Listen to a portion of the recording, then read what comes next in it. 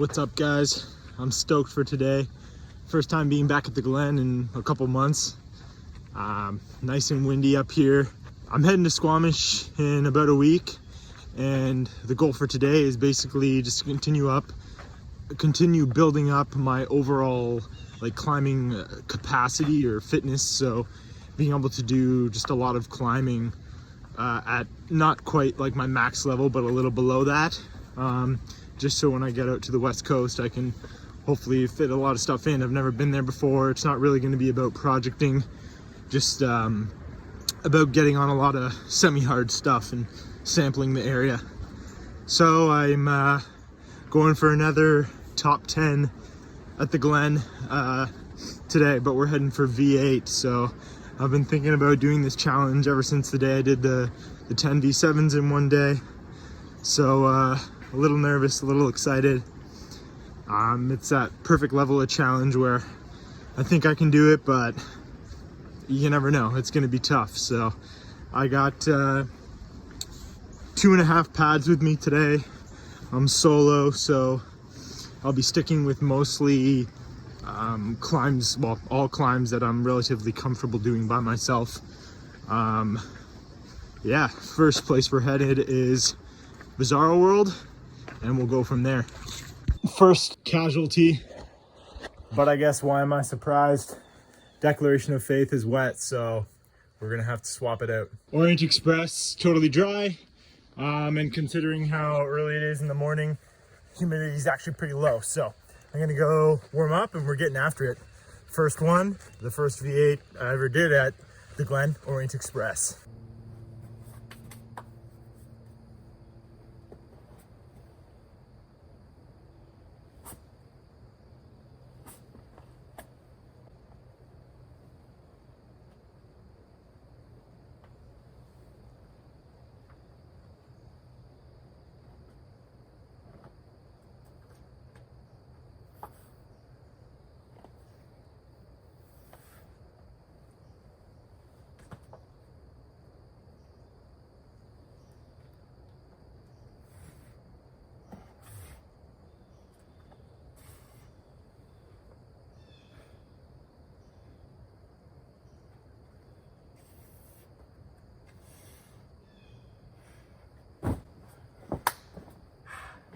Definitely feels good to get that one out of the way. I was a little nervous. The beginning has always been a little technical for me and not consistent. Decided to do the same beta, almost the same beta as I did when I first did the climb, but then I used the more reliable heel hook beta on the end instead of stepping through. Hell yeah, first go, first one down. Let's go. Here's the plan for today. Looks like next up, now that the fingers are a bit warmer, we're heading into Peewee.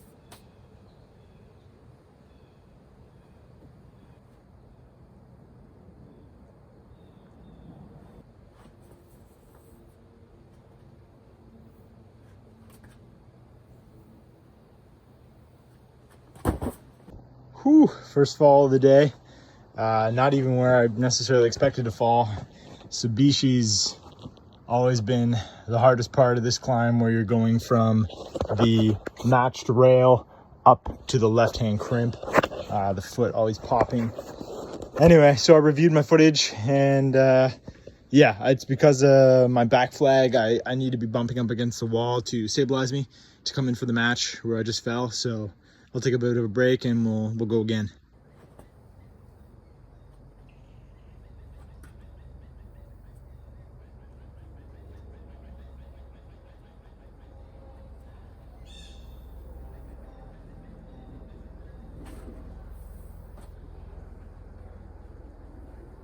Actually quite pleased with that.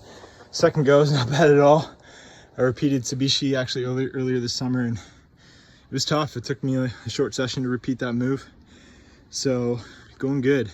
Conditions are pretty decent. The rock was dry. It's, well, just a note on the two climbs in Subishi and Peewee. Most people know it's pretty hilarious that they're 2 grades apart. In reality, they're very similar difficulty. So maybe you want to call Peewee low end 8, Subishi a very high end 6. Point of the matter is, hey, if you're working Sabishi, why not give Peewee a try too? They're both very fun, with a little bit of a different style through the beginning. We're here at the next climb, Slaughterhouse. So this was an FA I actually put up last year. It's on the natural gas boulder, so just beside it. Pretty short boulder, easy to do by yourself, so that's kind of why I put it on the list. The grade is still not confirmed, so it's either, I don't know, I thought maybe an 8/9. I actually put quite a few sessions into doing it, but by the time when I actually sent it, I used different beta. I had someone else with me to help. Shout out to Alex. So you can't get emotionally wrapped up in FAs. You got to grade it with the easiest beta. So even though I put a bunch of work into it and usually wouldn't take that long at all for a V8, yeah, we'll see what happens when I repeat it again today and see how it feels. A little preview of some of the holds. Sloper, these thin crimps. But the cool thing about this climb that makes it doable is you're really kind of using a toe hook and heel hook underneath the boulder, which gives you the opposition to really pull on those super bad holds. The namesake for the boulder, here we go. I don't know how this got here. It's a perfectly sawed in half. Looks like a, I don't know, pig vertebrae or something. I don't know. I guess someone brought a stake up here. I don't know. But yeah, it was right there when I FA'd this boulder and found it, so Slaughterhouse it is.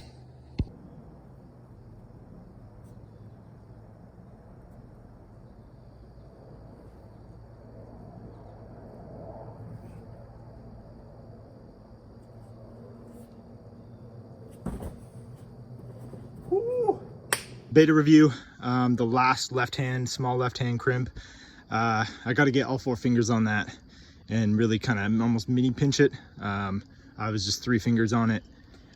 So I think that's really gonna help this next burn. But yeah, it's no joke, so 8/9, I don't know, somebody else get on it.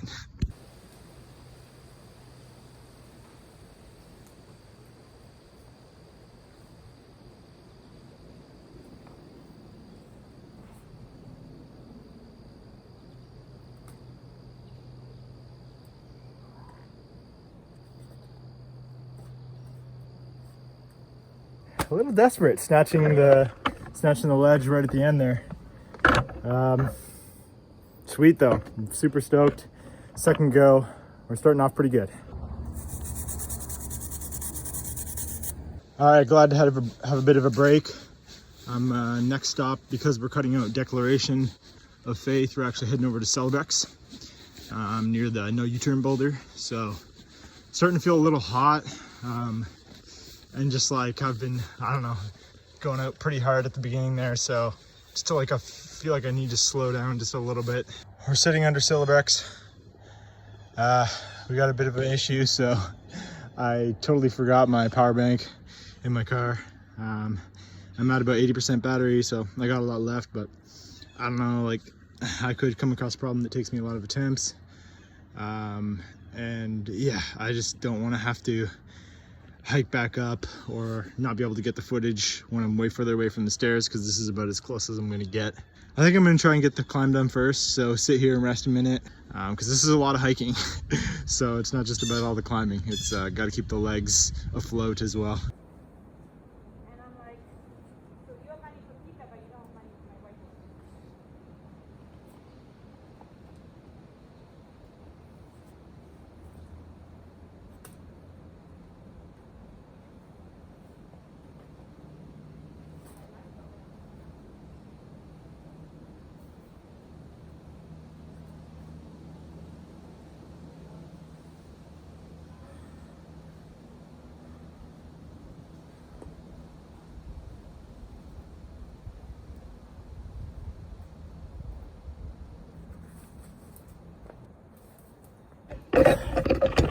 I guess technically you got to stand up on that to top out. It's super awkward, branches in your face. Sick though, first go. Whew. A little strenuous. Not trying to cut feet when I'm moving over to the big right hand jug. Yeah, a lot of tension, a lot of shoulder strain. But when I first did it, I did kind of haunts me a little bit. I kind of dabbed very slightly on the pad beneath me, so that time super clean. And whew, it's gonna let the heart rate cool down and then gonna go get the battery pack. Also realized why on Celebrex the right shoulder felt like super extended and really far. It's because I changed my beta kind of inadvertently.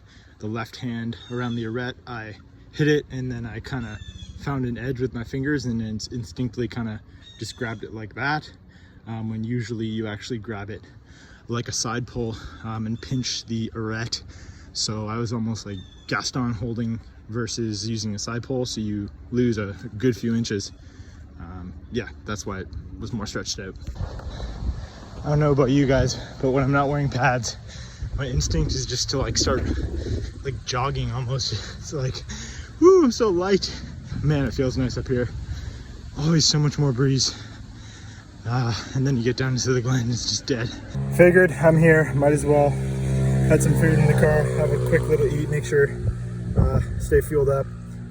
Classic casserole, all the nutrients. Just as a side note, that casserole, it's kind of go-to food I bring whenever I go outdoor climbing. I don't actually bring it down with me usually. I'll bring like a smaller, easy digest snack. So today I have a bagel and cream cheese. But then whenever I get back to the car, I actually basically go right for the casserole. So you start that refueling process right away instead of waiting until you get home and, you know, hour and a half, 2 hours away. You know, or you could of course go buy food, but you know, homemade meal usually more nutrient dense, less crap in it like sugar, etc. And it's cheaper. I like to be as frugal as I can. I'm sure a lot of you climbers can relate, so there it is. Back to Celebrex. Just gonna rest up a bit, basically, you know, feel my heart rate, wait till it normalizes a bit, then I'll pack everything up and we'll head down. I was thinking about what I want to replace Declaration of Faith with, and might be a bit controversial, but no, I think I'm going to put the sit start to Sharpshooter. So Sharpshooter is a sit, Super Sharpshooter is a stand. Yeah, I mean, in the original guide and in the new guide it's V7, but it's rarely done, and I did a couple years ago. I remember thinking that it was a V8, and a lot of people think the stand's probably closer to a 7, so it just makes sense to me. Yeah, so if you don't think it's an 8, maybe this challenge isn't valid, but it is to me, and yeah.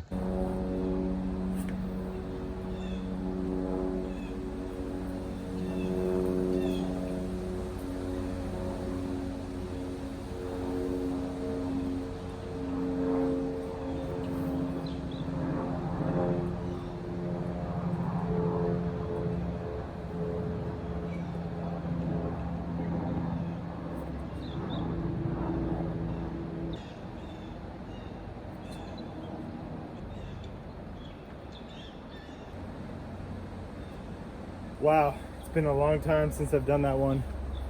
Felt so much easier through the roof. The top out's, I don't know, super sketch, especially by yourself, so I kind of just bail out right. You could also just, you know, stand up top, come down. If you had the pads and the spotters, maybe you could just do the full top out, but whatever, it's all way past the actual climbing at that point. Whew, literally one of the glossiest holds at the Glen. It's the right hand start hold for the Sharpshooter sit.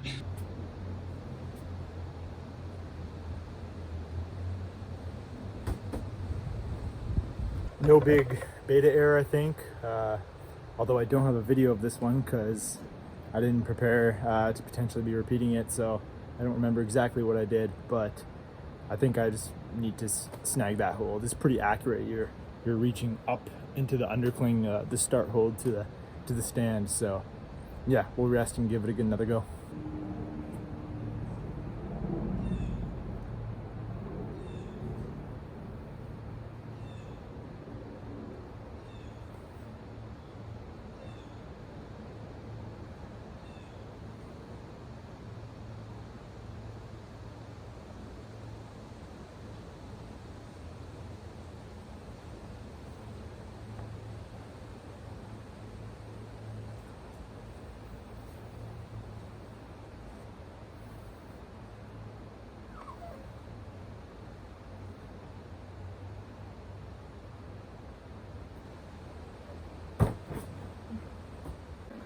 Oh shit.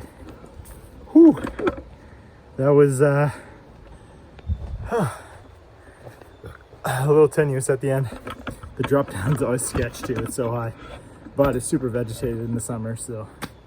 Yeah, this tunnel through Sharpshooter, or the Georgia boulders, always seems to have a bit of a breeze, so I'm just gonna sit here for a second, cool down and rest, and take a look at the map and yeah, see where we're going. Next stop is going to be 1-inch punch, so it's really close by. I think I'm just gonna kind of go up there quick, kind of power through, get that done, and then there's a long hike ahead of me. If anybody's done Neolithic before, yeah, it's at least 20 minutes, well, probably more, from 1-inch punch. And yeah, so I think I gotta rest up, I gotta eat a bit of food, and then start that trek. 1-inch punch, man, this perfect pinch, pretty thin, but it's got a little bit of a bite to it. And then the classic glossy crimp. It's like, yeah, I mean, because you're grabbing it around the other side of an arete, you actually can do something with it, but it's horrible.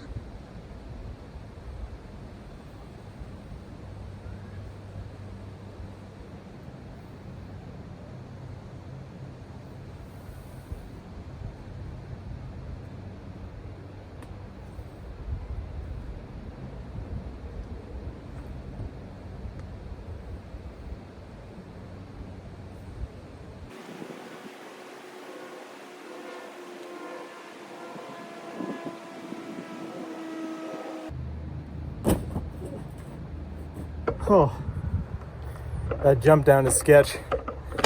Kind of landed on that rock still, bottomed through the pad a bit.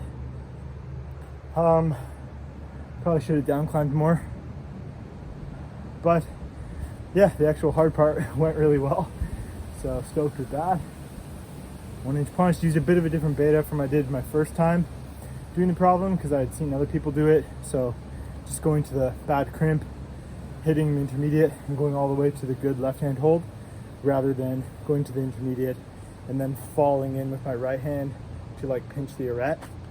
So yeah, this beta worked well. All right, now we're really getting into the thick of the hiking. Yeah, making sure my pad is almost all in my hips, taking it slow and steady. We're at Balancing Rock. There's like a small boulder about knee height. I love to just take little micro bit breaks where I sit down for a second, take the load of the pads off my shoulders, really just like 30 seconds a minute, and then continue on. I find those micro breaks really help. Just as a random thought while we're hiking here, anybody seen the Eco Challenge or World's Toughest Race? I was watching that show the other day. Honestly, it's insane. It's pretty inspiring. It's just like a crazy race that's like Iron Man on super steroids, and it's just kind of inspiring to see like how much we as humans can do. Like, we can push way beyond what we think, especially when it comes to endurance, because after all, evolutionary speaking, we are endurance species. So anyway, I think it's on Amazon Prime. If you have it, check it out, or any other way to see it. It's pretty cool stuff. Oh my gosh, we made it. That was long. Let me check how long it was. It's been about 21 minutes. That includes some breaks since just after leaving 1-inch punch. Felt a lot longer, to be honest, but hiking with 2.5 pads, it was a lot. I was gonna leave one behind, but I decided against it, and there's a lot of people around. Didn't want to I would have to put it somewhere hidden, and whatever, just brought everything with me. A little concerned because the rock's in the sun here, but I'm feeling it, and it's not that hot, so I don't think it'll be too bad. And the friction on this boulder is actually amazing. I don't know if you can tell, but there's a ton of little fossils. It's actually called the Fossil Boulder. A ton of little fossils embedded in the rock. Beautiful location, amazing climb. Yeah, it's a hike though.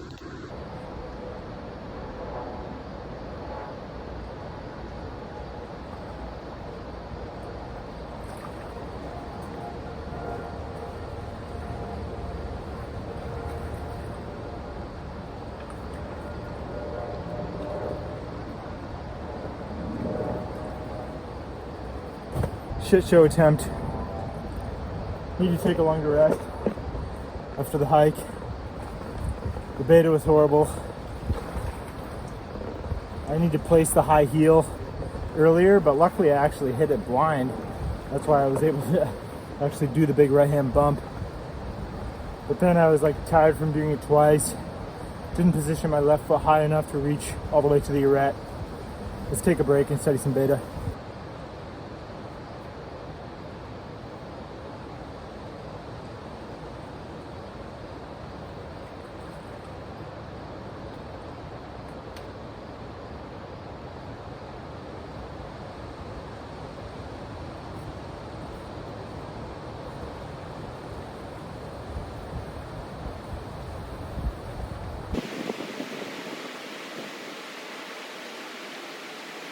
Hell yeah.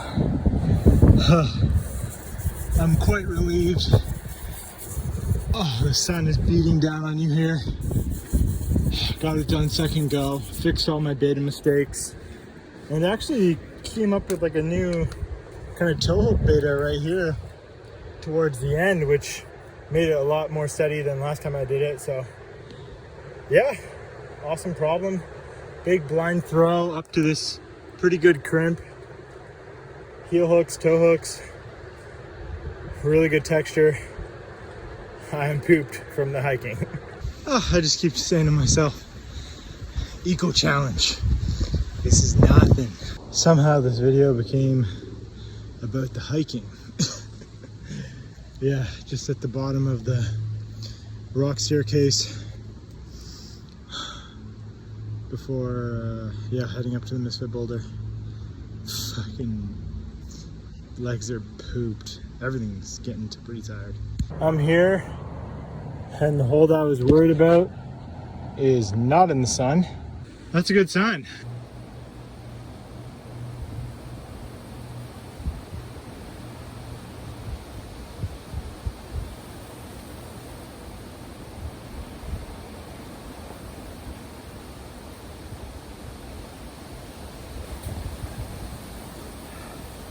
Definitely pretty tired.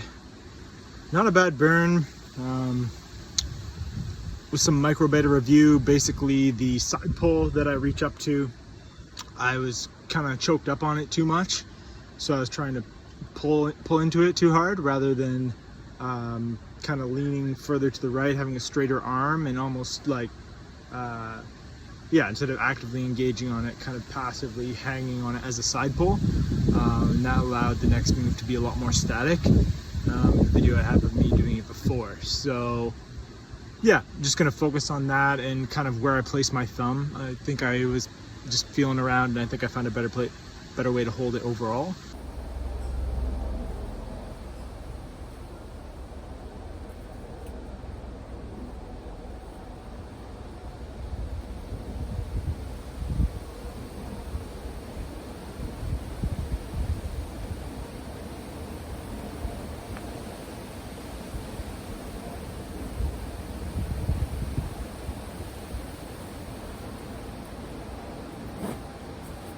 Now what we've all been waiting for, the last one.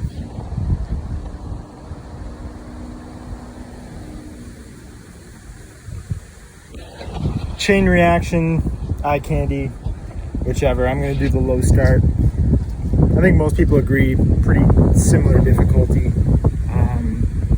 Yeah, actually interesting story. The start to chain reaction, the ground used to be actually a lot higher, but then over the years, because of pad drag and whatnot, it's eroded and the ground's gotten a lot lower, making the first move actually quite a bit easier and less scrunchy. So that's why it used to add a grade to eye candy, which starts on the big ledge. But now there's really not much difference.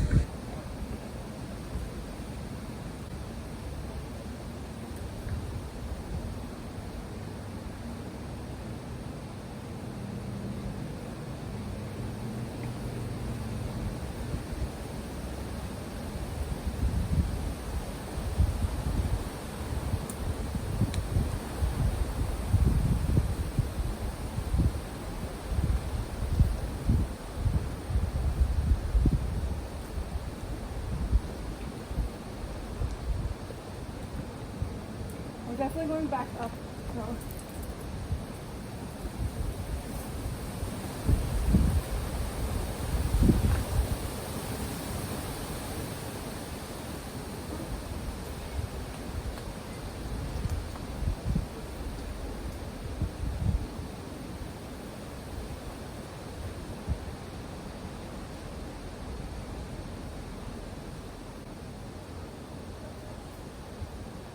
Whew. That was scary. Glad I only took one burn. That shoulder move over your head. I remember last time my tricep was sore for a long time. This time, oh yeah, feeling the shoulder. Not injured or anything, but a lot of strain. So that's it. Gonna pack up and